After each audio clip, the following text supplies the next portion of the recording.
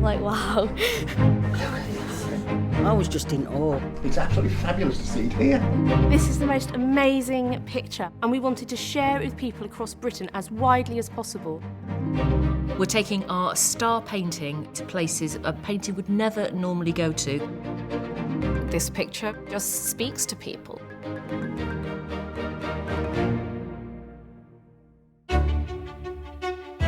Now that we're at the final stop of Artemisia Visits, we're thinking back across Artemisia's journey and the 5 unexpected venues that we visited.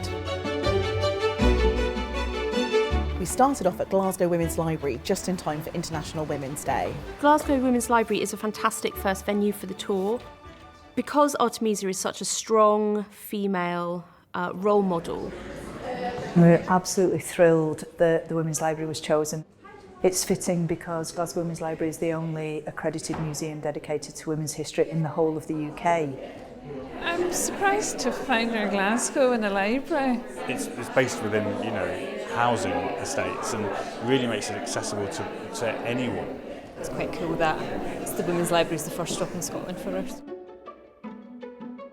I think when we go into museums and galleries, there's a kind of way of behaving. You sort of feel like you're meant to go in and be quite quiet and reverential around the painting.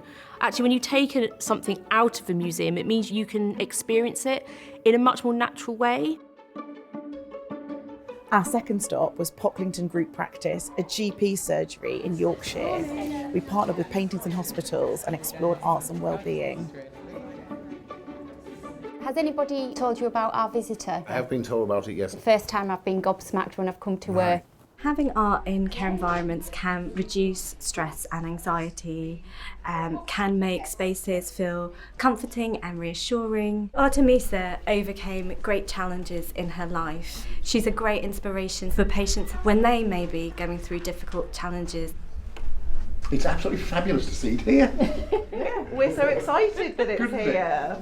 People have just been so amazed and really puzzled as to why we have a painting like this in our building. I think it's very calming for patients to sit here and have a look at it. I, for one, will go out here with a feeling of well-being. We're not just here in Trafalgar Square in London. We are a gallery for the entire nation. Artemisia's third visit was to Sacred Heart Catholic High School in Newcastle, where the students learnt about inspirational women from across the ages and explored themes of identity. You can tell by her eyes in a way, it shows like strength and confidence. She's a real inspiration for all girls. Art is a brilliant platform to express yourself as whoever you wish to be, and Artemisia's painting reinforces that perfectly. She kind of seems like a modern day feminist. And I quite like that for an all-girls school. It's brought such a sense of excitement into school. They can feel it. There's a real energy in the atmosphere around here. And that's amazing. We don't often get these things in Newcastle. So to have that come up to a Newcastle school is just a tremendous opportunity. I think it inspires all the girls in this school to just express who they are, be who they want to be, no matter what people think. A really inspiring aspect of Artemisia Visits has been the largely female team working on the project, including Constantine, the transport agents for the tour.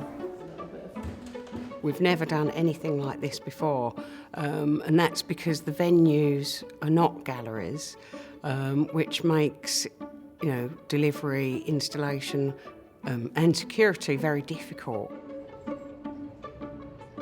One of the reasons behind this project is about making it accessible to an audience who would otherwise not be able to engage with it.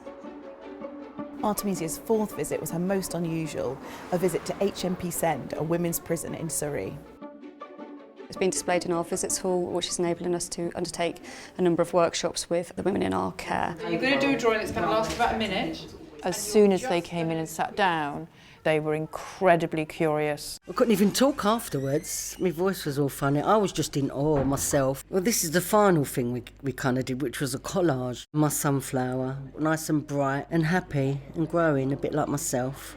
Projects like this can have a positive impact in terms of well-being and mental health. Actually, these women are members of our community and will be released. And actually, we want to give them every opportunity to be as positive members of the community as possible. I formed a bond with her now. She's my mate.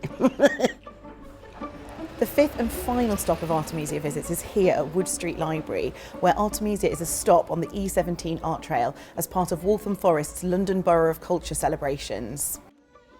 Today I'm going to be talking to a distinguished visitor. I know that there are children and young people who don't feel empowered to go to central London and walk into the galleries. For them to be able to see that work here, that's really, really important.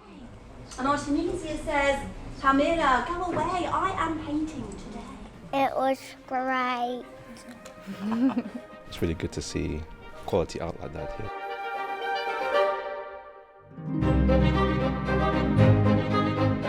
This has been the most exciting project I've ever worked on. It's been so innovative and rewarding to take art to people rather than to ask them to come to you.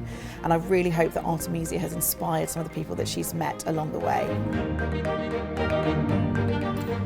We've just hung Artemisia's self-portrait of Saint Catherine of Alexandria back here in the gallery, and it's a rather emotional moment to see the picture return here after it's visited all these unusual and unexpected venues where she's been really enjoyed by people who perhaps don't really have access to our collection.